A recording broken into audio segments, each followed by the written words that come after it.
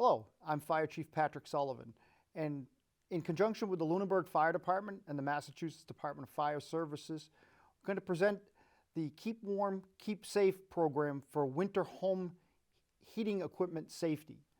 Why is this a concern?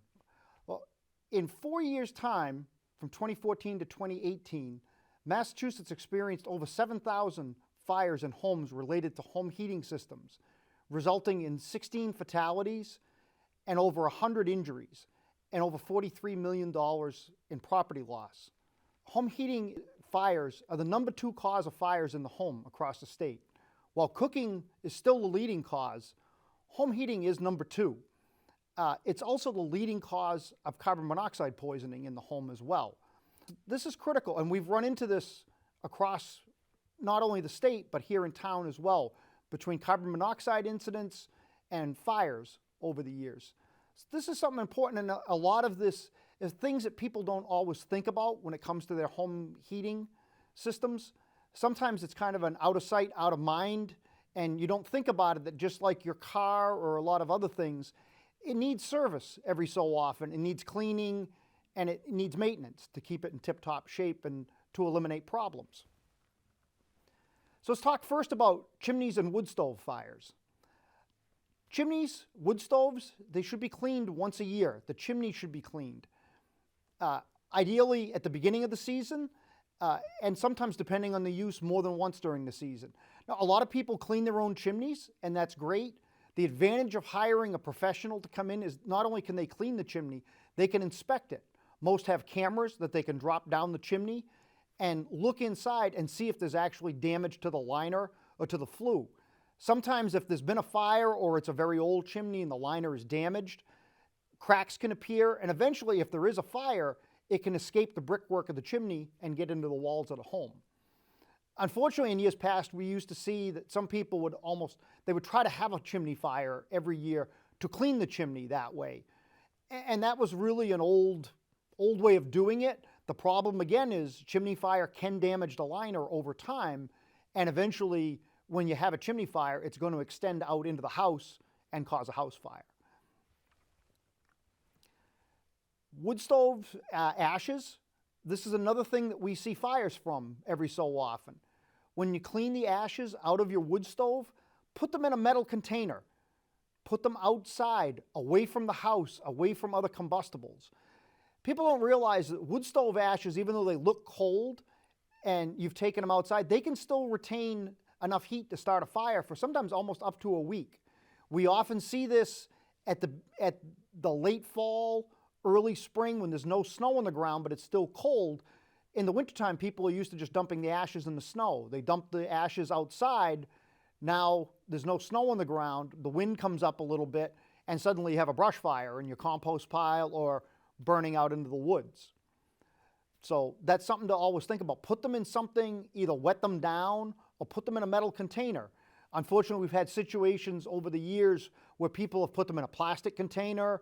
They've put them in a paper bag or a trash bag. And sometimes they've just, something distracted them. They forgot about them and left them in the home, and it started a fire and ended up causing serious damage to the home. So always put them in a metal container, put them outside away from combustibles. Remember, wood stoves, chimneys need to be inspected by the building department. They need to be inspected for proper installation, for clearances. People don't always think about that, but sometimes what we've seen, in a bad installation, it's too close to combustibles, it's not well protected, and the heat from the stove can start a fire. With wood stoves, fireplaces, always store the wood that you're using. Don't store it right next to the fireplace. Store it away from it, so a spark that jumps out or just the heat doesn't really dry the wood out and can cause a potential fire.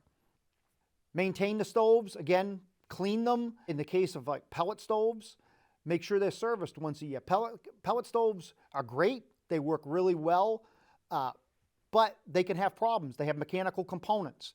They have conveyor belts to feed the pellets in. They have mechanical blowers to draw air in.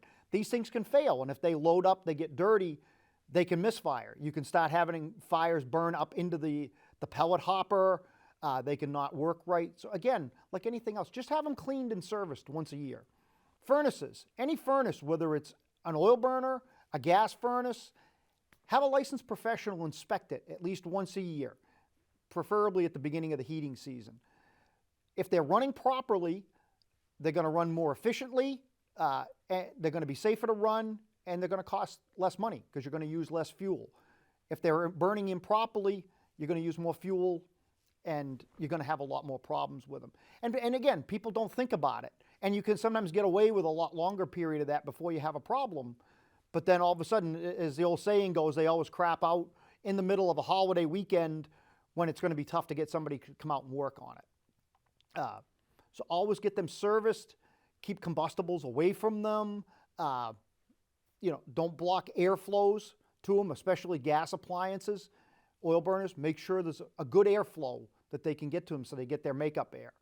With oil tanks, try not to let them go below a quarter of a tank. Just like your car, over time you can build up moisture in the system, and that moisture sits at the bottom of the tank. If the tank is constantly almost empty, there's more chance for moisture to build up. That moisture, not only can it start getting sucked into the furnace and cause problems, it also can start to cause rot problems in the tank, and eventually the tank can rot out, and now you have an oil spill problem on top of it. So always try to keep the tank full, and that keep them protected from damage, and that make sure the oil lines are protected. And look at your oil tank. Just people don't think about them, again, because they're down in the basement or outside. Nobody ever looks at them. Look, do you see signs that maybe oil is starting to leak somewhere? Do you see a drip? Is there staining on the outside of the tank? You may be able to catch a problem before it happens, and get somebody to take care of it. Maintenance, some people worry about costs of maintenance. The fuel assistance programs also offer assistance with service and maintenance on these units. So that's another consideration. We'll talk about that again at the end of the presentation.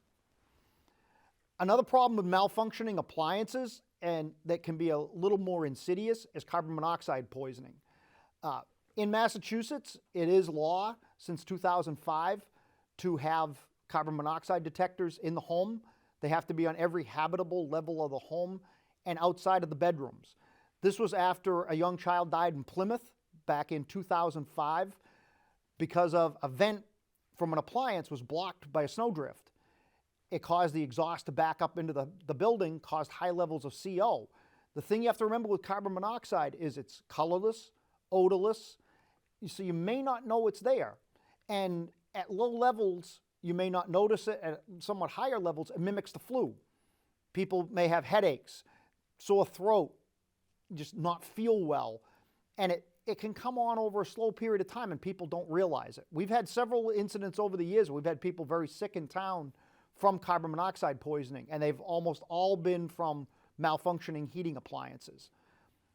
Again, with oil burners usually, if they're not running right, you see black smoke, you get the stink, and so sometimes that gives you a warning. Gas appliances don't usually do that. You're not going to get a warning. The only thing you might see is if you see the pilot light.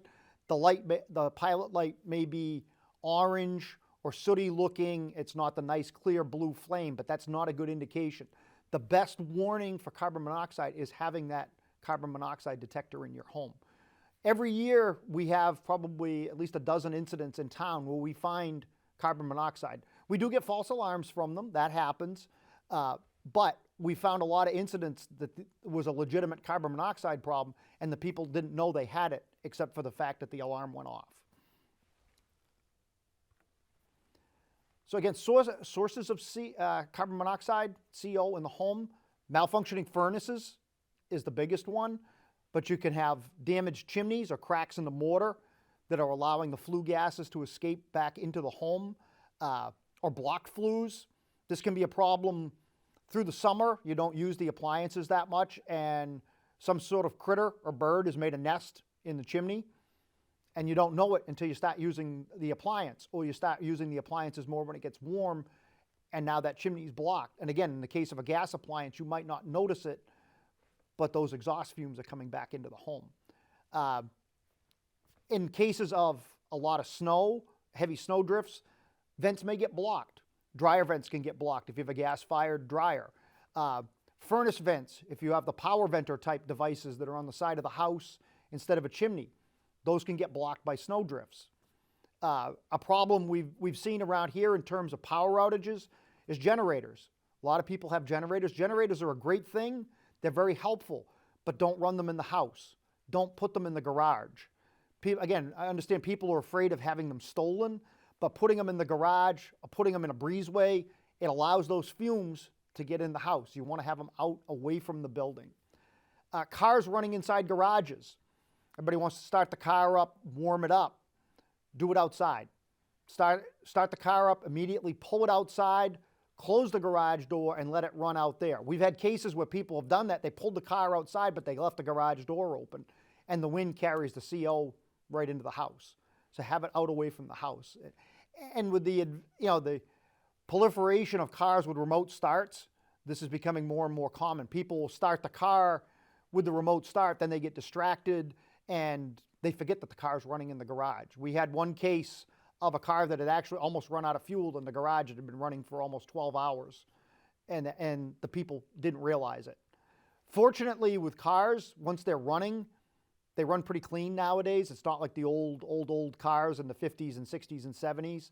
They run a lot cleaner, but there's still a very present danger of generating a lot of carbon monoxide from that. Space heaters. Space heaters are another concern. Used properly, they're an excellent supplemental heat. You shouldn't be relying on them for primary heat, but used improperly, they can be very dangerous in the home. First thing with space heaters, always keep combustibles at least 3 feet away from them. You see, unfortunately, people will put clothes on them to dry out because they were wet. You see them set up right next to drapes or furniture. It doesn't take much for them to ignite something else, especially if they're some of the more cheaply made ones.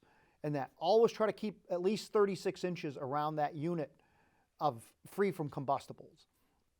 If you're not going to be in the room for long periods of time, or you're going to be gone, or you're going to bed at night, shut it off. Don't leave it on unattended all night. Plug it directly into a wall outlet. These draw a lot of electricity. Don't run them on extension cords, especially like the small, cheap 2-wire zip cords that you could buy at a dollar store or a Walmart or something like that. They're not designed for that kind of current that those draw. They can overheat the cord, and that can start a fire as well. Always make sure you plug them directly into a wall outlet. If you do have to use an extension cord, make sure it's a heavy-duty one, like the ones you'd use outside, that it's rated for that kind of load. You know, when you use it, look for frayed wires, especially if it's an older unit that you've had around. Like anything else, their appliances, their mechanical devices, they break down over time. So check and make sure there's nothing damaged or looks like it's damaged. If you're buying a new one, number one, make sure it has a listing from Underwriters Laboratories, a UL. There'll be a mark on the package or on the device that says it's UL listed. Unfortunately, in this day and age, you would assume that is with most appliances, but a lot of things are shipped from overseas, from other places. Just because it's for sale somewhere doesn't necessarily mean that it's UL listed, especially with people buying things on Amazon or online. You don't necessarily know what's showing up in that box. Be very careful of that. Make sure if a space heater has an automatic shutoff, so if it tips over, it automatically turns off. And then it has a grill to protect the heating element. Most good ones are going to have all these things. But again, there are cheap knockoffs out there that are available that you might be able to buy in another state or buy online that don't have these protections. Fires from them are rare, but they can be deadly when they do occur. In the last 10 years, there was 1 death for every 136 fires involving a space heater and 1 injury in every 8 space heater fires. In fact, these are what originally caused the Department of Fire Services to develop this program in response to the number of fires connected with space heaters and home heating appliances. And this program has helped, and the information that's included in it has helped getting it out there. Since 2009, only 1 person has died from a space heater fire. So I think people are becoming more cognizant of them, but especially nowadays, home heating oil is more expensive. Fuel is expensive. People are starting to use these a lot more. And again, they can be used but used safely. Just be careful about combustibles around them and the quality of the machine you're using. Something else that a lot of people don't realize, these used to be very common years ago and they disappeared a while, but kerosene space heaters. Under Massachusetts state law, kerosene space heaters are illegal. Unfortunately, they are available online for purchase. They are available for purchase in other states. These pose a significant fire and carbon monoxide risk. Don't use them. If you have one that was from days old, replace it and be careful when you buy things from out of state, because again, they may be legal in another state, but they're not legal in Massachusetts. So some basics or ABCs about home fire safety. Again, things to think about. Make sure you have smoke detectors. It's still amazing on how many homes we go into day in and day out that we find they don't have smoke detectors, or they have smoke detectors that are 40 years old, or they have smoke detectors that the batteries were taken out of, or there were smoke detectors but they're all sitting on the counters because one of them started chirping or beeping, or it kept causing false alarms and people took them down because they were a nuisance. Early in my career, I was involved with a fatal fire of a young child. There was a very small fire. It was a one-room fire, well, not that big, but the child died due to lack of smoke detectors. The smoke detector, the battery had been removed in the unit, and the fire was up on the second floor where the child was, and no one knew there was a fire until it was well advanced because everyone else was downstairs sleeping there. And that one smoke detector probably would have made a difference, and they could have gotten the child out. So that's always been something near and dear to my heart. Many of our fatal fires that we've been involved with, no smoke detectors. So this is very important. Fires grow at an amazing rate. And unfortunately, people see fires on TV with Hollywood, with some of the shows that are on TV, and they think that's what fires are like, and they're not. Fires grow very, very quickly. There's a lot of smoke. Visibility goes to almost nothing. And you think watching it on TV that you have plenty of time to get out, and you don't. You have minutes, very few minutes to get out. And that when that fire occurs, all that smoke detector is going to buy you that time to be able to get out of the home. So they're very important. They're cheap, they're easy to put up, and they're easy to maintain. So make sure we'll talk about them in a little bit further in the presentation, but make sure that you have working smoke detectors. Have a home escape plan. Doesn't necessarily have to be written out, but have a plan with your family members. If there's a fire in the home, what are you doing? How are you getting out of the house? Know more than one way out of your house. Know a couple different ways to get out of your house. And have a meeting place somewhere out front that all the family can go there. So when the fire department arrives, you can tell us, okay, there's no one left in the house. Everybody's out of the house. Now we can focus on fighting the fire, versus we get there and they're saying, okay, well, we can't find someone. We don't know where they are. They might still be in the house. Now we're focusing on rescue as well as trying to fight the fire. And while we're attempting to try to look for someone and do a rescue, that fire may be growing more. So have a meeting place out front. Can be a mailbox, can be a neighbor's house, can be a tree. It just needs to be something that everyone in the family knows where to go. And plan around your abilities. If you have somebody mobility impaired in the home, figure out how you're going to get them out. What's the plan? How are you going to do that? And every situation is different. You're going to know your family situation, but have a plan on how you're going to do that. And practice it once in a while. And people think it's kind of odd to do fire drills in the home, but plan's only as good as much as you practice it. And have an idea of where to go to get out of the house and practice it once in a while. We do have pamphlets available that talk about this in several different languages. They can be available through the fire department or on the Department of Fire Services website. So smoke alarms in a home. Homes generally built after 1975 have them hardwired in. Newer homes have them not only in the hallways, but in the bedrooms as well. Older homes may just have battery units. But in general, you want them on every level of the home and outside the sleeping areas. It's a good idea to test them monthly. They all have a test button on them If anybody's burned the toast a few times, you've probably heard them go off. But you can press the test button and just to hear them go off and make sure they work. If you have hardwired detectors, they should all be interconnected. If one goes off, they all go off, which is a real good safety thing. So if something's happening in the basement, you know about it on the second floor. Battery-powered alarms that are more than 10 years old should be replaced. These have a lifespan on them. And we still go into homes and we see some that they're first generation, literally from the 70s or early 80s.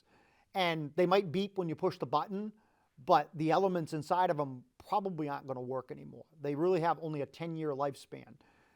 These units, when you replace them, the new units now have a 10-year sealed lithium battery built into them. The nice thing is you don't ever have to worry about replacing your batteries.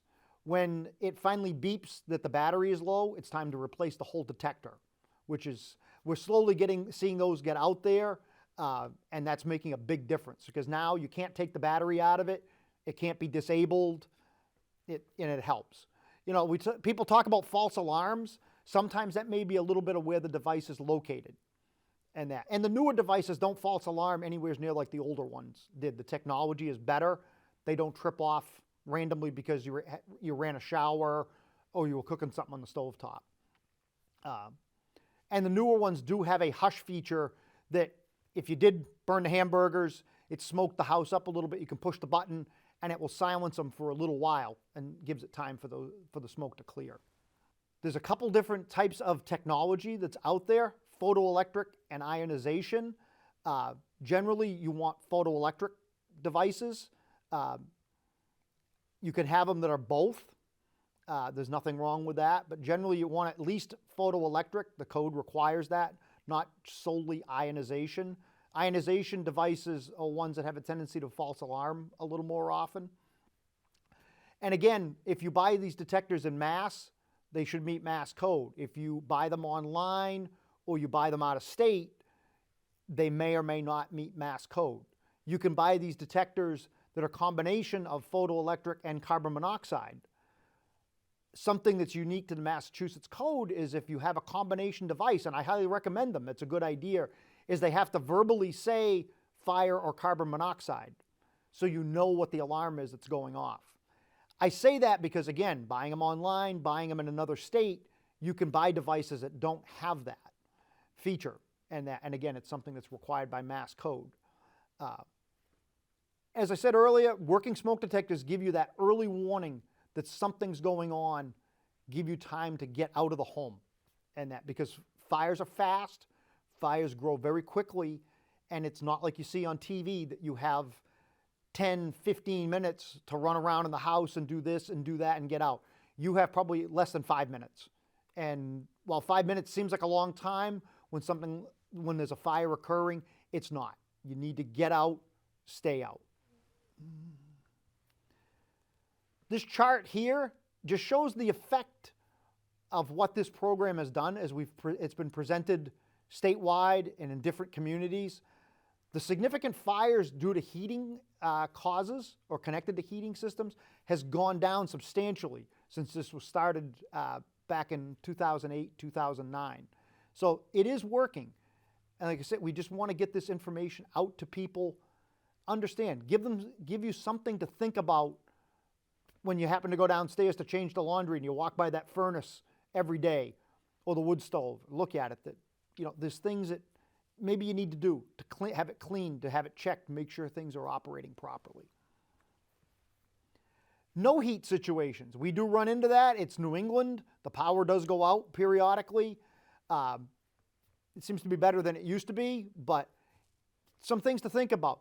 Number one, don't use a gas oven for heat. They're not designed for that purpose. Will it throw some heat? Yes, but it's not designed for that. It's going to generate a lot of carbon monoxide into the home. Things like wood stoves, space heaters are not designed to replace your primary heating system. They can supplement it. Some homes you may do okay with wood stoves, but just keep in mind, if you're trying to maintain the house at a high temperature, like you do with a normal heating system, it may overwork them.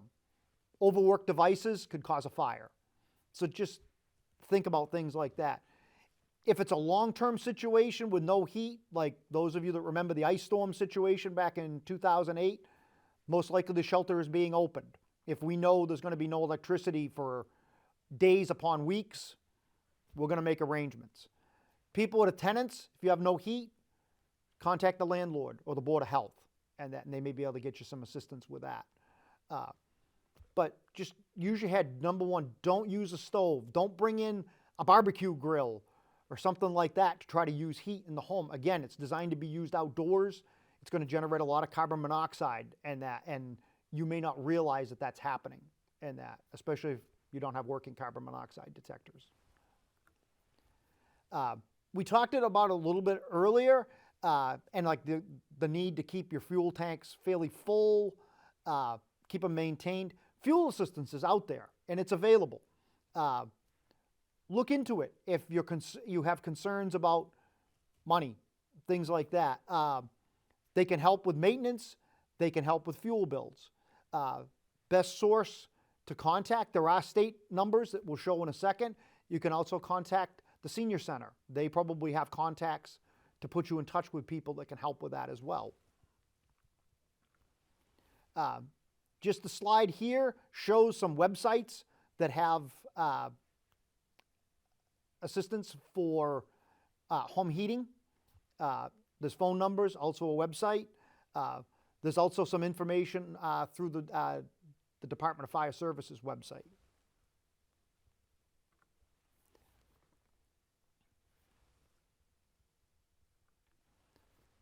And for further information on any fire safety topics is the Department of Fire Services website at www.mass.gov/DFS. Also through the Keep Warm, Keep Safe program, the United States Fire Administration, the National Fire Protection Association, or the Lunenburg Fire Department at our website or at 978-582-4155. Thank you for watching. This information is very important. In my 39 years in the fire service, I've been to many, many fires that have involved home heating appliances, and just having the basic knowledge of things to look for and getting them serviced can go so far in protecting your home and your family and your property from a needless fire. Thank you.